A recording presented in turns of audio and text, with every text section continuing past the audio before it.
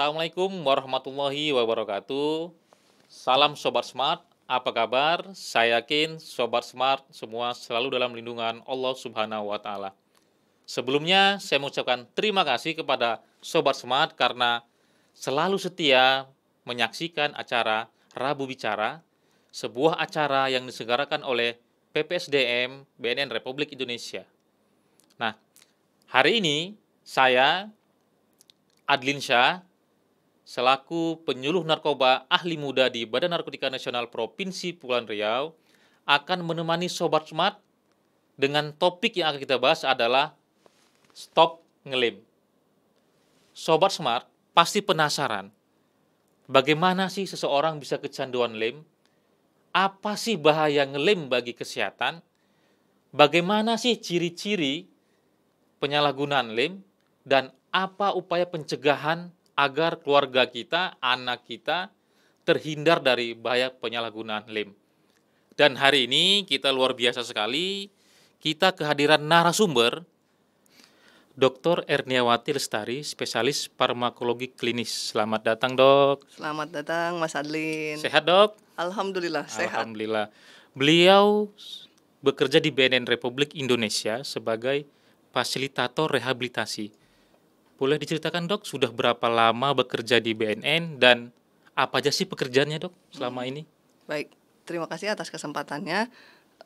Sobat Smart, hari ini kita bicara di hari Rabu ya. Ya, Rabu Bicara. Rabu Bicara, saya merasa berterima kasih sudah diberikan kesempatan untuk menyampaikan dan berdiskusi terkait beberapa hal di sini. Jadi pengalaman saya di BNN itu sudah hampir 14 tahun. Oh, lumayan ya, Dok, ya. Sudah sepuh ini, Dok. Tapi nggak kelihatan sepuh kan? Tidak kelihatan sepuh. Jadi saya dulu sebagai dokter umum di sini di Lido. Jadi saya bolak-balik dari Jakarta ke sini. Oke. Merawat sekitar 500 pasien yang dirawat di UPT di Lido, seperti sekarang kita ketahui, walaupun sekarang nggak terlalu banyak seperti dulu. Dan dulu jumlah pecandunya itu kebanyakan adalah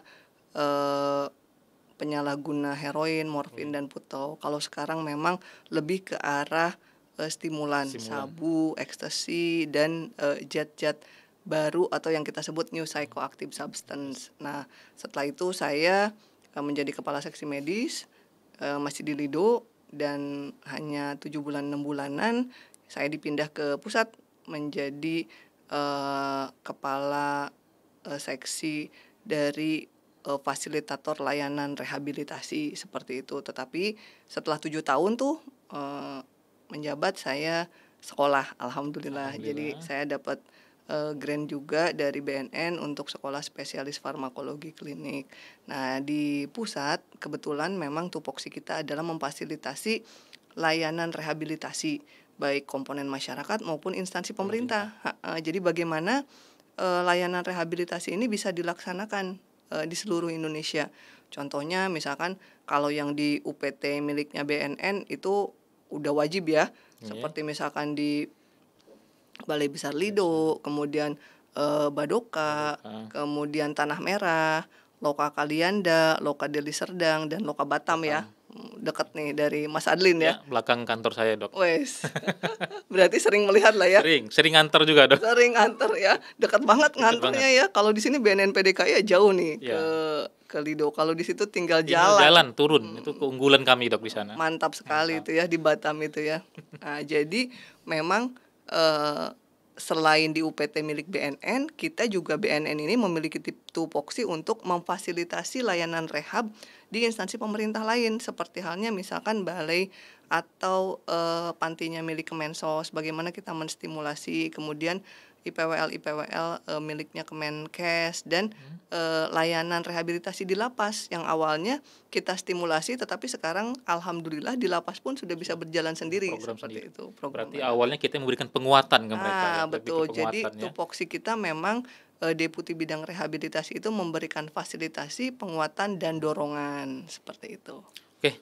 Dok, memang saya tertarik sekali masalah adiksi ini. Memang hari ini kita tidak terlalu fokus ke narkotika maupun psikologika. Kita fokusnya lebih ke bahan adiksi. Salah satunya adalah lem tadi. Nah, Dok, berbicara tentang lem, ini juga saya merasa jangan-jangan apa saya nih ya. Nah, ketika kita ini punya kecenderungan ketika kita menyukai aroma yang mencolok. Mhm. Misalnya tadi lem, pada saat kita menggunakan lem untuk lem sepatu, atau pada saat kita misalnya menghirup aroma bensin, Mhm.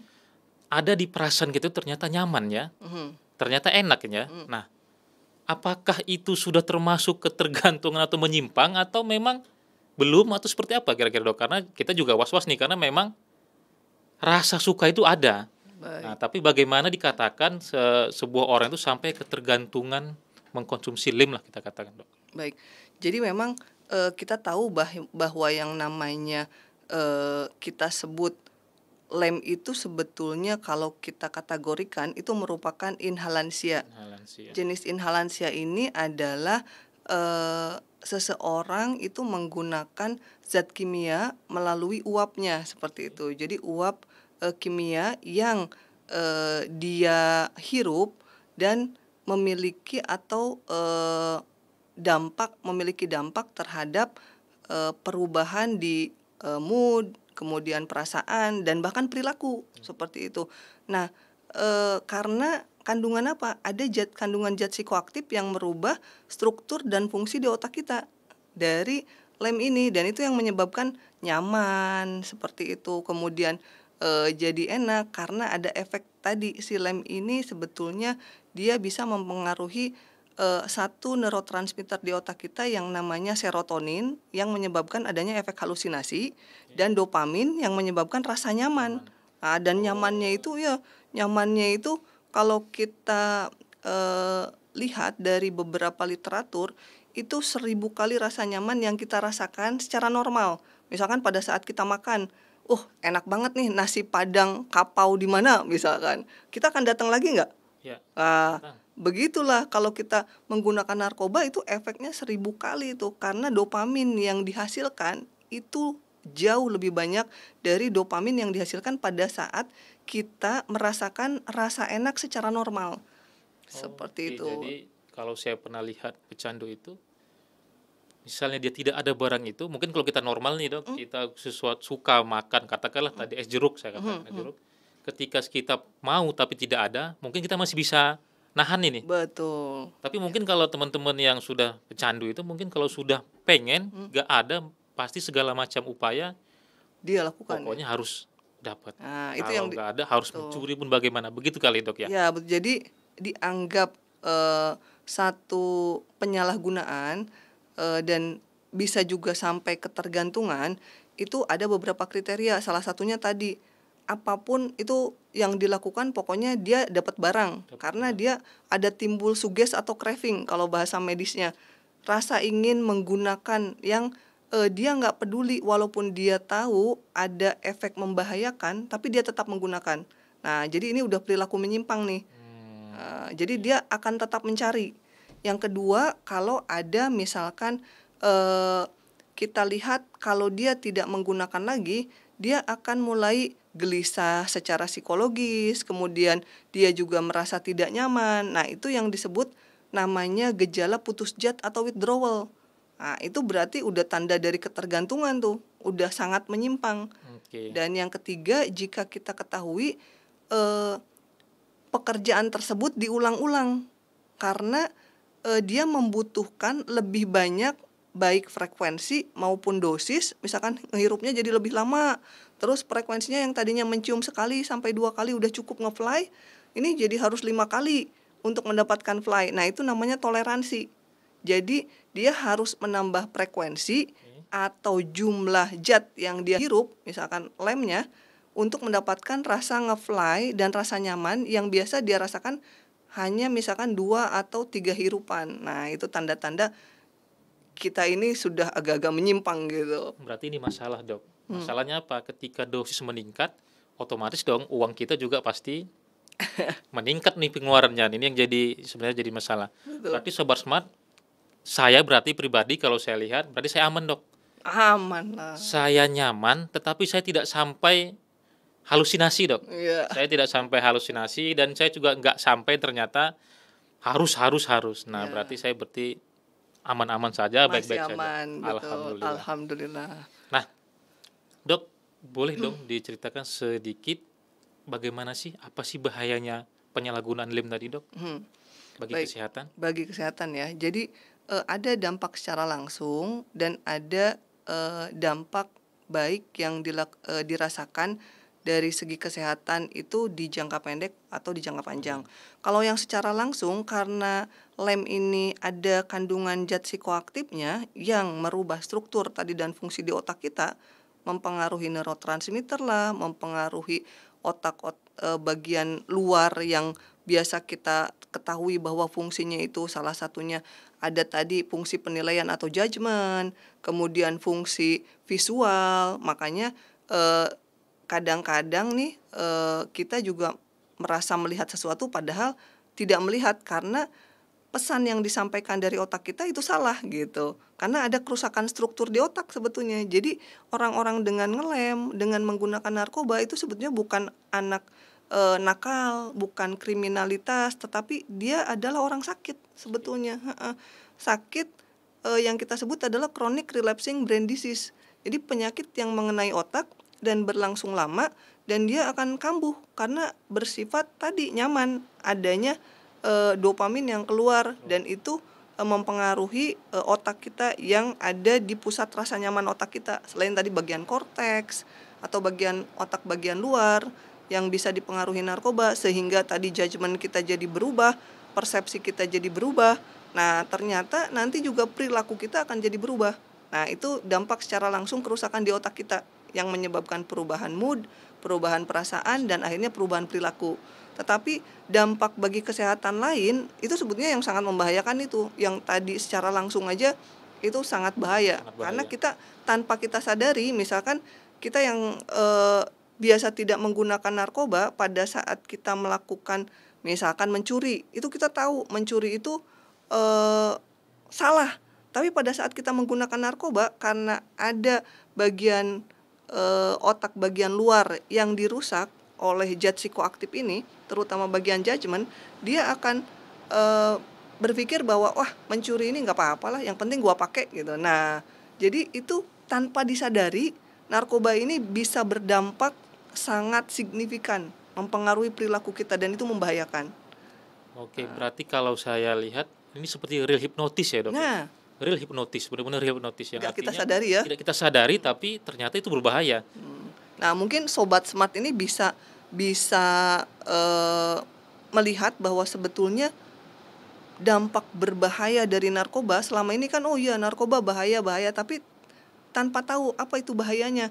Nah, sekarang kita tahu tanpa kita sadari ada proses di otak yang akan berjalan terus dan itu sangat mempengaruhi karena otak kita adalah software di mana tadi fungsi judgement, kemudian selain di bagian korteks atau bagian luar, ada bagian yang rasa nyaman, pusat rasa nyaman di otak kita itu yang dipengaruhi dan ada juga batang otak. Jadi ada 3 bagian besar yang selalu dipengaruhi ya oleh zat psikoaktif ini. Nah, bagian batang otak kita ini salah satunya juga tadi dia fungsinya adalah organ memfasilitasi fungsi dari organ vital di tubuh kita seperti jantung, kemudian paru-paru. Jantung berdetak itu karena ada perintah dari otak, jantung kamu berdetak gitu.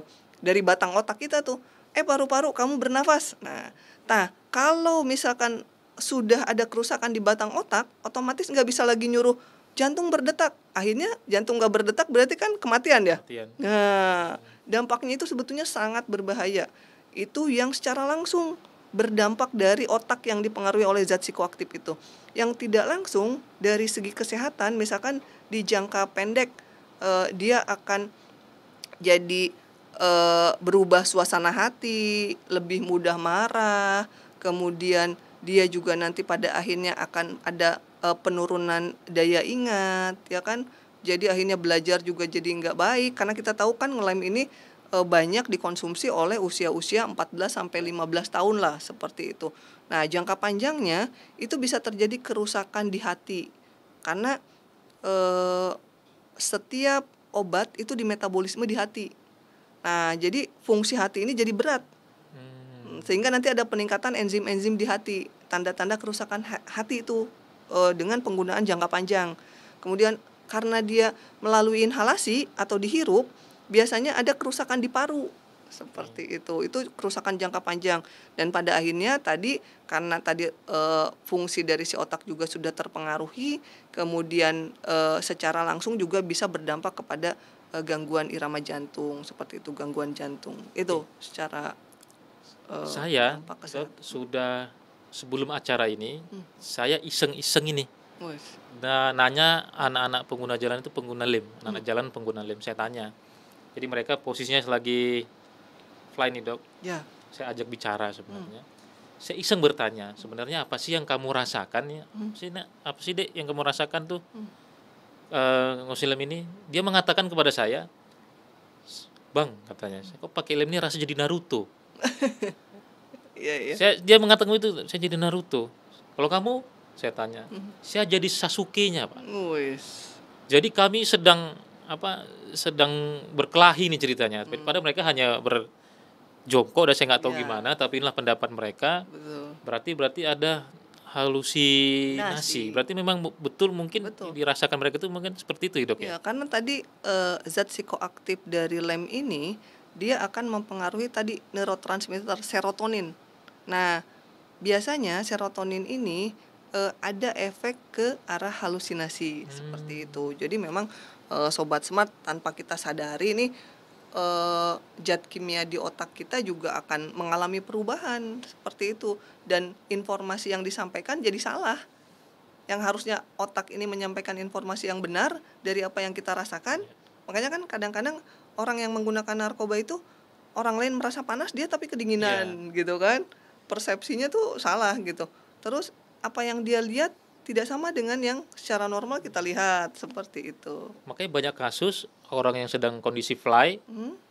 jatuh dari bangunan. Mungkin merasa Nah, masih bisa terbang kali, Dok, ya? nah Mungkin itu. halusinasinya masih terbang, masih jadi Naruto, Iya, jadi iya mungkin. bisa terlompat sana sama sini, padahal di dunia nyata tidak seperti itu, mungkin itu Betul, ya. mungkin kita juga ada dulu, salah satu yang pernah menggunakan MDMA atau ekstasi Ya, kan, ekstasi. pernah dengar yang, menabrak di Iya, Bundaran HI. iya Nah, benar. ekstasi atau MDMA dia lebih ke arah, halusinasi atau dia sebagai halusinogen dan stimulan. Nah, jadi dia merasa di depannya itu nggak ada siapa-siapa, makanya dia tabrak. Nah, padahal di Oke. depannya banyak orang, ada orang, sehingga tertabraklah seperti itu. Jadi persepsinya salah. Kemudian, interpretasi dari otak ini jadi nggak betul gitu, dari apa yang sebenarnya terjadi, seperti Oke, itu. Dok, ini kan cenderung yang pengguna lem ini, Mhm, yang ngelem ini kan cenderung ke anak-anak tadi ya, iya anak-anak betul. usia 14 tahun ke Mhm, bawah. Nah, apa penyebab mereka ngelem? Apakah karena narkoba jenis lain itu mahal-mahal sehingga mhm, mereka mencari solusinya ngelem atau seperti apa, Dok? iya betul. Jadi memang, betul sekali yang dikatakan Mas Adlin, hal yang pertama kenapa orang menggunakan narkoba itu yang tadi, karena sebetulnya secara, naluri manusia ini yang tadi, kita ini seeking pleasure, ingin mencari kesenangan, Oke. kenyamanan. Nah, karena efek narkoba ini di awal-awal menyenangkan, itu yang pertama kenapa orang-orang menggunakan narkoba. Nah, spesifik untuk penggunaan lem, kenapa lebih banyak nih anak-anak di bawah 14 tahun menggunakan lem seperti itu? Betul, karena lem ini yang pertama mudah didapat, Oke. kemudian dia juga murah, Murah. kemudian dia juga mudah di, eee, umpetin lah gitu. Jadi dia nggak ketahuan tuh make gitu kan, dia bisa masukin ke dalam, baju, Oke. atau dia tempel di dalam kerah baju Nah, kemudian baju, dicium-cium, atau dia juga tempel di tangan tangannya. terus dicium-cium gitu. Itu cara-cara mereka mereka menyalahgunakan lem itu lebih mudah dibanding misalkan kita, pakai sabu yang harus pakai bong Bong, gitu kan, kemudian, harus, pakai apa namanya, ganja dilinting dan dilinting. sebagainya gitu. Nah, ini untuk anak-anak lebih mudah. Jadi yang pertama tadi memang seeking pleasure, kemudian yang kedua ini mudah didapat dan harganya juga murah. Hmm, Dan yang tidak kalah pentingnya, ini masih legal, seperti itu. iya. Makanya ya jadi pilihan favorit nih untuk anak-anak seperti itu, yang dan itu sangat membahayakan ya, kita sangat prihatin lah kalau kita tahu dan saya mengalami bagaimana sih orang-orang dengan ketergantungan zat psikoaktif ini di Lido waktu itu. Sedih lah sebetulnya. Jadi mereka itu tidak pernah berencana untuk menjadi pecandu. No one ever plan to become addicted. Jadi ada juga yang menggunakan, saya pernah baca di usia 5 tahun dia menggunakan lem, atau saya pernah dapat sih di usia 5 tahun dia udah jadi kanabis, udah jadi pengguna ganja karena ibunya kanabis. Jadi dia ngikutin ibunya. Apakah usia 5 tahun dia sadar akan akibat yang dia lakukan? Itu enggak. Itu makanya keprihatinan kita nih, kalau saya sering melihat ya, mereka itu nggak pernah berencana jadi pecandu sebetulnya. Makanya kita harus tolong seperti itu. Oke, Dok, kaitan dengan itu tadi, misalnya ini kita dari kecil nih menggunakan lem, dan kita berhenti nih pada masa kecil, ada nggak dampak setelah kita dewasa? Ini kita kan pakai ini waktu kecil nih, nah kita berhenti, entah kita melalui program rehabilitasi, nah mungkin pada usia dewasa, ada nggak yang timbul dampaknya bagi kesehatannya mungkin? Ada nggak ditimbulkan, Dok? Iya, memang ada beberapa penelitian yang ini kalau misalkan tadi dampak secara langsung ya, pasti ada kerusakan di otak.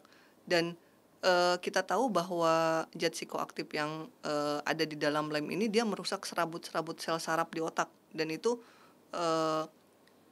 lebih susah untuk mengalami perbaikan. Jadi kalau sudah mengalami kerusakan itu agak susah. Nah, dampaknya pada saat dia walaupun udah berhenti, ya tadi misalkan gangguan memorinya, betul, gangguan kognitifnya, misalkan konsentrasinya, betul, walaupun tetap ada hal-hal yang bisa menstimulasi perbaikan sel saraf tersebut, tetapi untuk zat psikoaktif di lem ini memang banyak yang irreversible atau susah untuk dipulihkan seperti itu, dan itu sangat disayangkan ya. Jadi sangat berbahaya lah gitu. Nah, untuk dampak kesehatan lain yang akan dirasakan walaupun setelah penggunaannya berakhir, itu juga nanti misalkan ada beberapa penelitian yang menyebutkan bahwa lem ini juga mengandung zat kimia yang satu menyebabkan karsinogenik gitu kan, atau kanker. Tapi ini juga studinya masih belum firm gitu. Jadi kan memang kalau penelitian ini harus level of evidence-nya itu harus betul-betul terbukti gitu kan. Ada juga satu penelitian yang pernah saya baca di Turki, dia mempengaruhi spermatozoa. Jadi sangat mempengaruhi kualitas dari sperma gitu.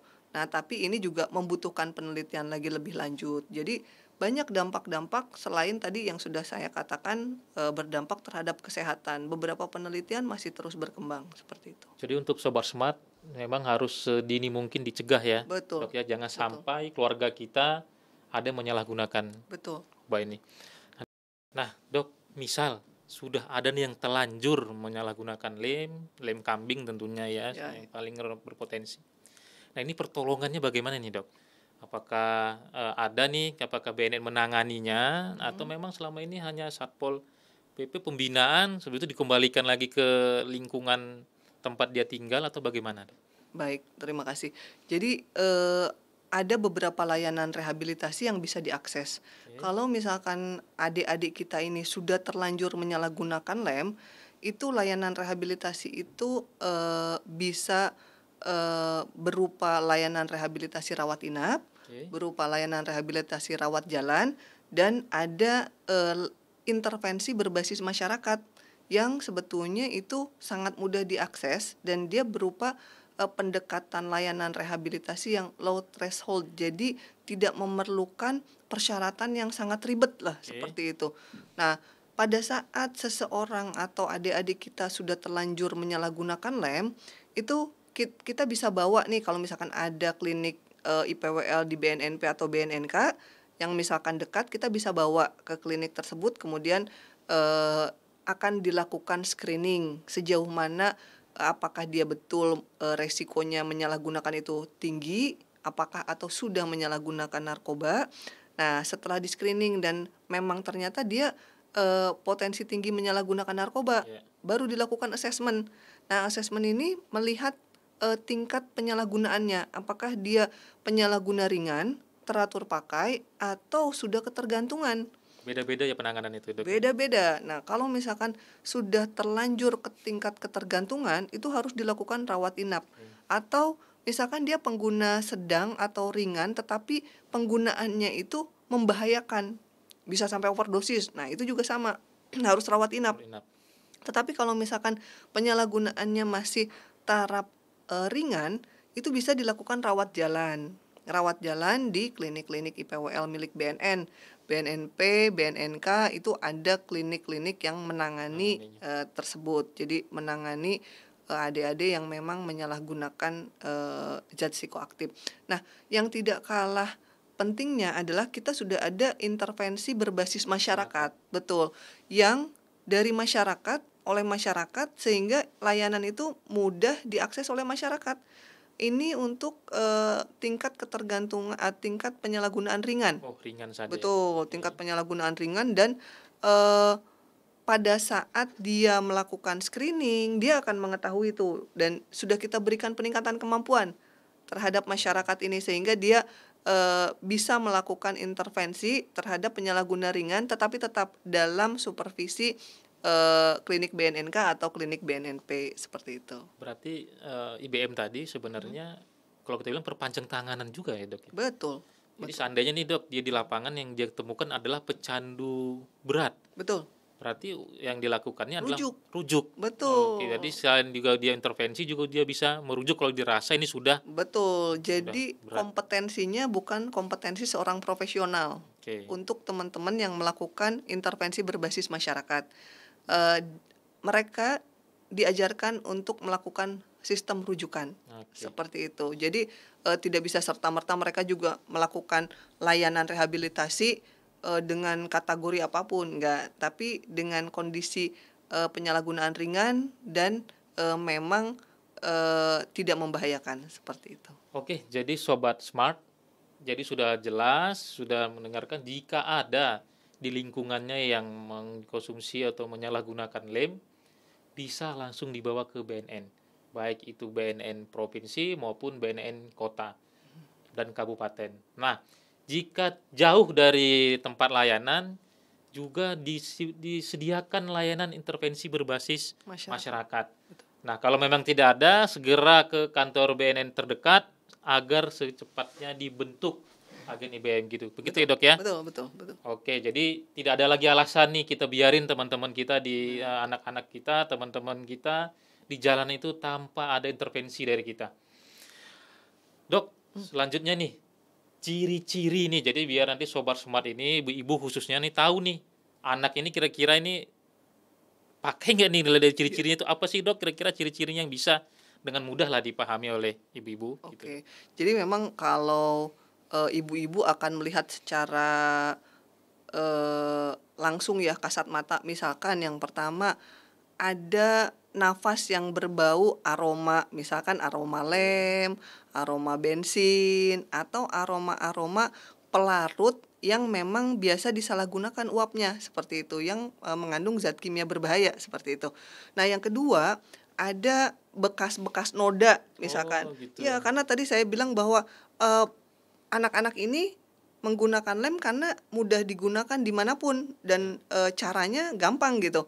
Kalau dia misalkan hanya menempelkan di baju, di kerah baju atau di lengan, nah biasanya dia akan menempelkan gitu kan. Nah, ada noda-noda lem misalkan di bajunya anak itu, misalkan si ibu ngelihat, ini noda apa ya gitu. Nah, itu bisa dilihat tuh salah satu ciri-cirinya. Kemudian ciri-ciri yang lain pasti akan terjadi perubahan sikap dari anak tersebut. Kemudian akan terjadi akhirnya perubahan perilaku. Mungkin yang biasanya dia enak komunikasinya jadi lebih antisosial, dia nggak mau ngobrol sama keluarganya, dia lebih senang kumpul-kumpul sama teman yang sama-sama menyalahgunakan, seperti itu.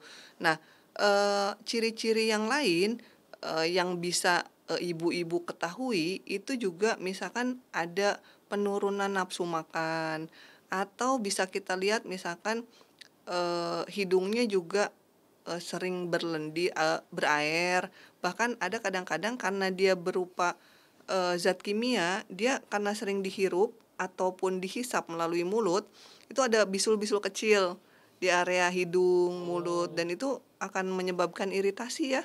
Iritasi, kasihan juga tuh. Kemudian nanti juga akan terjadi penurunan berat badan akibat eh, penurunan keinginan untuk makan, keinginan atau appetite-nya itu menurun lah gitu, keinginan untuk penurunan nafsu makan lah seperti itu, jadi penurunan berat badan. Nah, pada saat ciri-ciri itu terus berlangsung, kemudian akhirnya ada efek yang dampak efek samping panjang kan. Nah, jadi akhirnya misalkan kok jadi berubah ininya apa namanya memorinya kok jadi agak-agak misalkan loadingnya lama misalkan, kemudian kognitifnya juga jadi menurun, berdampak kepada sekolahnya. Nah, itu akan terus merembet dan pada akhirnya tadi akan berdampak terhadap kesehatannya pada saat jangka panjang, seperti itu sih. Jadi ibu-ibu harus lebih perhatian lagi ya.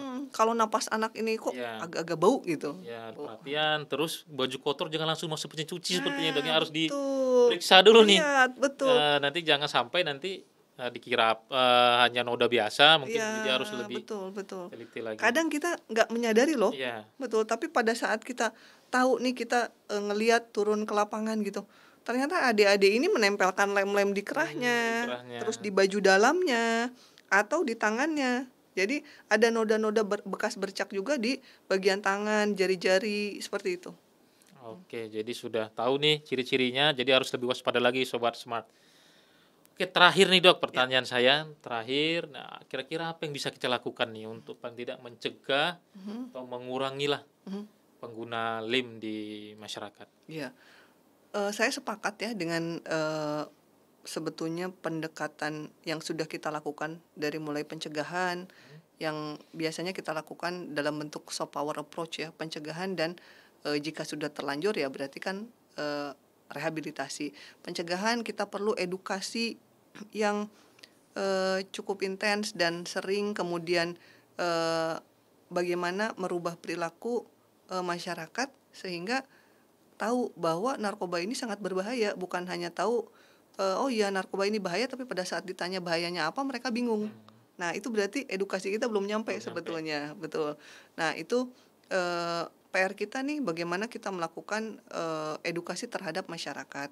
Kemudian yang kedua, jika memang sudah terkena ya ada beberapa mekanisme terapi yang sudah terbukti efektif, misalkan di rawat inap ataupun rawat jalan itu ada yang namanya cognitive behavior therapy yang memang sudah terbukti bahwa dengan perubahan-perubahan perilaku yang kita stimulus untuk anak-anak yang sudah menggunakan, itu nanti akan terjadi perubahan dari anak-anak ini menjadi lebih, oh ya ternyata saya ini jadi kalau kita nih ada yang namanya proses dari ketergantungan itu ada yang prekontemplasi, bahwa tadi Mas Aidil bilang saya nggak ketergantungan kok, saya pakai narkoba masih bisa, atau ngelem masih bisa produktif kok gitu.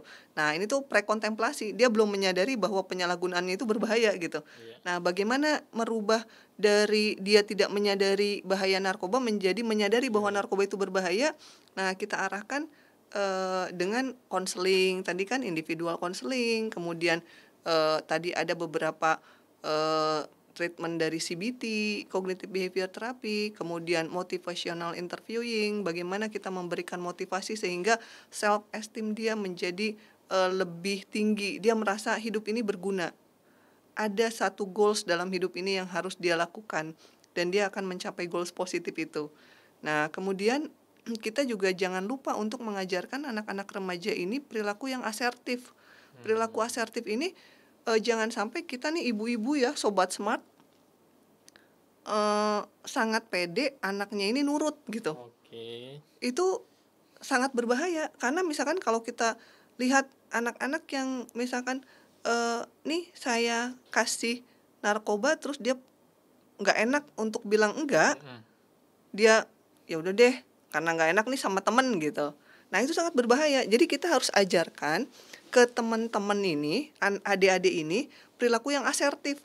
Dia boleh kok menolak. Menolak. Iya, dia boleh berkata, "Nggak ah, gua nggak mau pakai." Nah, ajarkan bahwa perilaku itu perilaku positif, bukan perilaku negatif. Dan itu perlu kita ajarkan. Jadi bagaimana ibu-ibu sobat smart eh, di masyarakat itu bisa meningkatkan tadi kepedean si anak, self esteem dia, bagaimana dia bisa menjadi merasa berguna, merasa bermanfaat, dan bagaimana dia juga bisa menolak, dan itu tidak menjadi satu masalah. Dia boleh menolak untuk tidak menggunakan kepada teman-temannya, dan bukan berarti dia juga tidak trendy misalkan. Itu harus kita kembangkan tuh perilaku seperti itu. Dan yang tidak kalah pentingnya adalah bagaimana pendekatan keluarga, sehingga kita bisa melakukan konseling keluarga misalkan seperti itu, karena di situ ada peningkatan kualitas hubungan antara anggota keluarga, terutama bagaimana si anak berkomunikasi dengan orang tua, seperti itu. Demikian.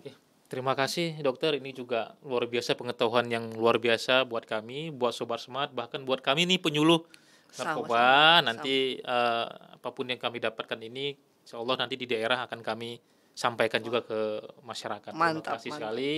Dan untuk Sobat Smart, tadi sudah kita lihat bahwa ternyata menyalahgunakan lem itu sangat berbahaya bagi kesehatan, baik itu jangka pendek maupun jangka panjang.